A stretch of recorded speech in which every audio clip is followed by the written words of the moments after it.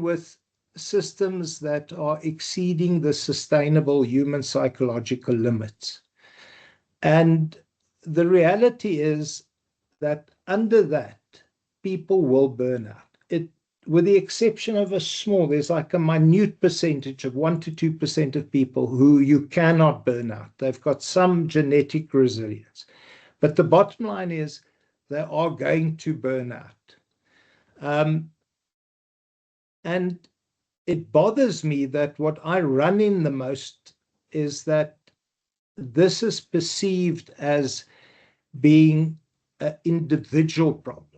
And it's the opposite, right? So we mentioned earlier that WHO has placed burnout onto the International Classification of Diseases. And it's probably one of the few mental health conditions, if not the only one, where you can actually blame somebody. Because the rule of thumb has always been you can never, ever blame a person for their anxiety, depression, their substance abuse, because it's our brains and our biochemistries and our genetics predispose us for this.